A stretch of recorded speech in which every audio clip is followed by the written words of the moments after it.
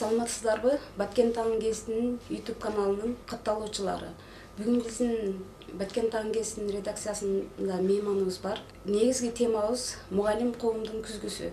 Бул теманын астында Баткен областык гимназия жатак мектебинин кыргыз тили жана адабияты мугалими Гүлсара Абдырашидова эжени чакырганбыз. Бүгүнкү темабыз учурдун көйгөй болуп жаткан мугалимдин кадыр баркынан окуучулардын кадыр баркы жогору деген темада эженин ой пикирлерин угуу үчүн чакырганбыз. Эже, ушул боюнча оюңузду айтып койсоңуз. Саламатсыңарбы? Бул маселе өтө көйгөйлүү, актуалдуу маселе десем жаңылышпаймын. Анткени акыркы жылдары окуучулар менен мугалимдердин ортосундагы мамиле, окуучунун мугалимге болгон көз карашы, бир эле окуучу эмес, жалпы эле ата-энелердин, коомчулуктун мугалимге болгон көз карашы кескин өзгөрдү десем жаңылышпайм. Анткени биз иштеген алгач мен эмгек жылымды баштаган мезгилде, башкача айтканда 50 жыл мурда менин жаш ушундай өзүм тандаган сүйүктүү кесибимдин ээси катары мугалимди өтө жогору баалаган мезгил деп эсептесем болот. Ал мезгилде ар бир мугалимге өзүнчө ата-энелердин көз карашы, окуучулардын көз карашы башка эле. Бизде ошондой бир сыймык менен иштеген, сыймык менен билимибизди жаш жеткинчектерге арнаган мезгил болгон экен деп айта алам да. Ал эми азыркы мезгилде улам барган сайын кандайдыр бир ар кандай күчтөрдүн таасириндеби же ар кандай окуучулардын башка жакка айрыкча мына телефон же болбосо тарбиянын кичине начарлап кетиши ата-энелер тарабынан мугалим менен окуучунун ортосундагы ажырымды пайда кылды деп айтам да. Эми бул жөнүндө менин аябай жүрөгүмдө жүргөн маселелер көп. Анткени мугалим коомдун күзгүсү деп айтып атабыз. Коомдун күзгүсү болуш үчүн мугалим өзү биринчи тарбиялуу болуш керек. Мугалим өзү ошо окуучуларга күзгү болуш керек. Мындай мугалимдер албетте көп, беш кол тең эмес дегендей, мугалимдин кадыр баркына шек келтиргендери да бар. Анткени алар өзүнүн билимин, тарбиясын ошо мыйзам ченемдүү түрдө жеткире албаган мугалимдердин да бар экендигин танбайм. Бирок беш кол тең эмес, дагы кайталап айтамын. Азыркы мезгилде мугалимдин кадыр баркынын төмөндөшү биринчиден бул коомчулуктун мугалимге жасаган мамилесиден деп билем да. Анткени Союз мезгилинде деп айтайын, ошо 30 жыл мурда бизде мугалимдерге өтө жакшы камкорлуктар көрүлгөн. Ар кандай салыктардан бошотулган, мисалы материалдык, моралдык колдоолор көрсөтүлүп турган. Ата-энелердин мугалимге болгон көз карашы терең болгон. Ошондуктан окуучулар менен мугалимдин ортосунда анча ажырым болбой, биздин кадыр баркыбыз албетте жогору болгон да. Ушундай деп айта алам. Эми азыркы мезгилде мугалимдер айрыкча кечээки окуядан кийинки Лебединовкадагы мугалимдин тагдырынан кийинки окуя мени аябай тынчсыздандырат да. Рахмат. Дагы бир сурай турган нерсем сизден. Азыркы учурда ата-энелер балдарынын укуктарын коргоп мектепке келген учурлар дагы жок эмес да. Сиз ушуга кандай көз караштасыз? Бул оюңа толук кошуламын. Анткени биздин областтык гимназия жатак мектебинде болбосо дагы мен көп мектептерде иштеп келдим. Азыркы мезгилде өнөктөш катары Жомарт атындагы орто мектебинде да иштеп жатам. Айрым эми бардык эмес 50% ата-энелердин көпчүлүгү балдарына болушуп өзүнүн балдарынын укугун коргоп атат. Эми бизде жакшы сөз бар элибизде. Баласы ыйлаактын энеси болуш жак деп. Мына ошондо мындай ой келет да мага. Айрыкча жаштардын, жаш ата-энелердин көз карашы баланын чекесине чертпесе экен дейт. Эми ар бир эле ата-эне өзүнүн баласын жакшы деп эсептейт эч ким. Анткени кирпи баласын жумшагым деп атса, ата-эне баласын аппагын дебейби дейт да.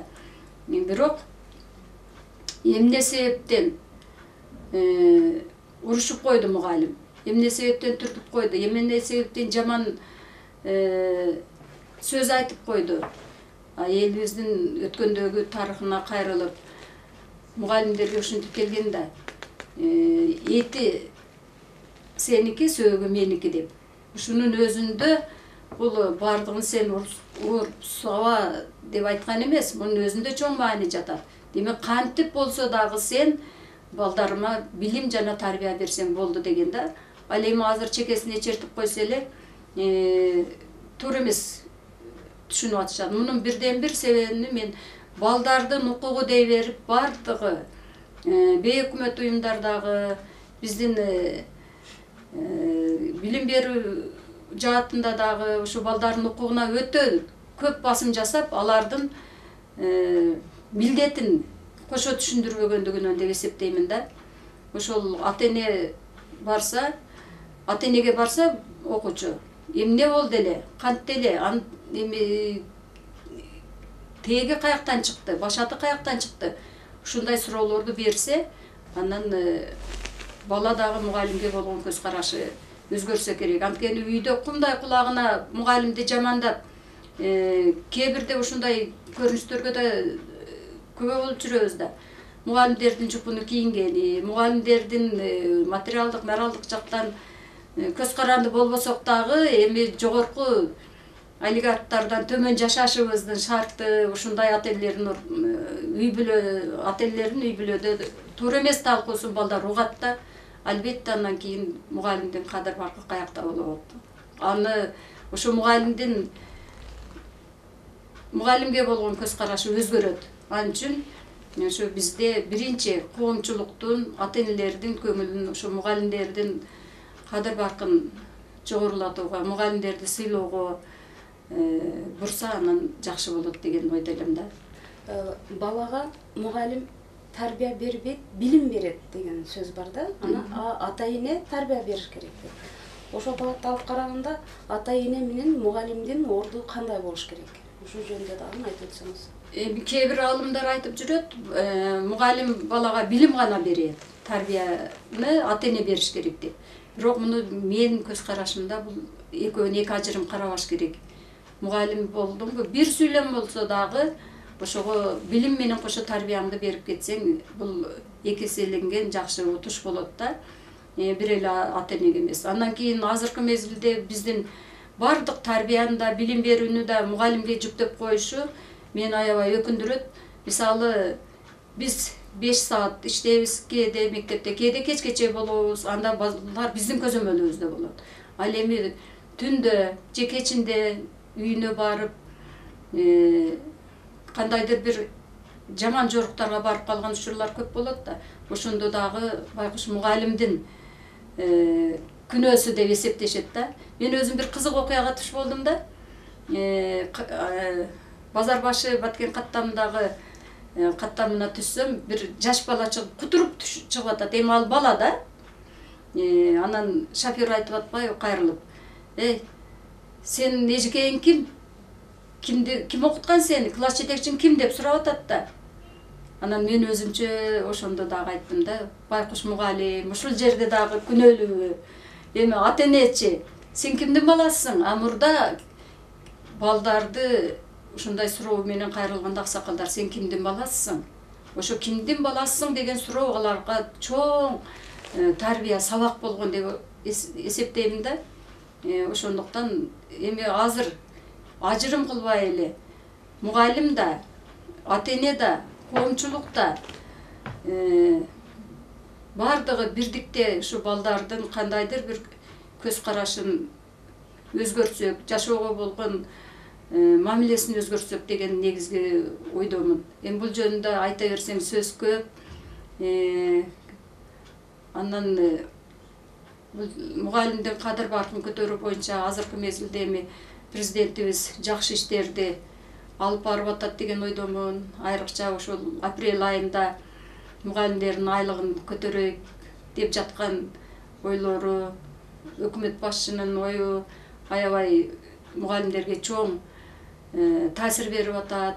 Андан эми чыныгы мугалим болсо, биз ошондой тарбияланып калдыкпы? Бизге берилген маянага деле, бизге берилген сыйлыкка деле караган жокпуз. Биз өзүбүз мугалим болдукпу? Ошол милдетибизди аткарабыз деген ой менен ушул мына быйыл Кудай буйрса 50 жыл болуп атат. Бул айтканга оңой менен чындыгында келгенде көз чаптырсам кыйынчылык күндөр да болду. Эми бардыгына ушундай бир сөз менен ой менен кайрылгым келет. Бул Макаренконун айткан сөзү, улуу педагог. Жакшы тарбия бул ата-эненин келечек бактысы. Жаман тарбия ата-эненин келечектеги шору көз жашы дейт да. Эч кимдин көз жашы төгүлбөсүн. Жакшы тарбия берели, балдарыбыздан ушул жакшылыктарды күтөйлү. Коомчулуктан жакшылыктарды күтөйлү. Бардыгына жакшылыктарды каалайм. Рахмат эже. Бизге алтындай убактыңызды бөлүп келип бергениңиз үчүн чоң рахмат. Ишиңизге чыгармачылык ийгиликтер каалайбыз.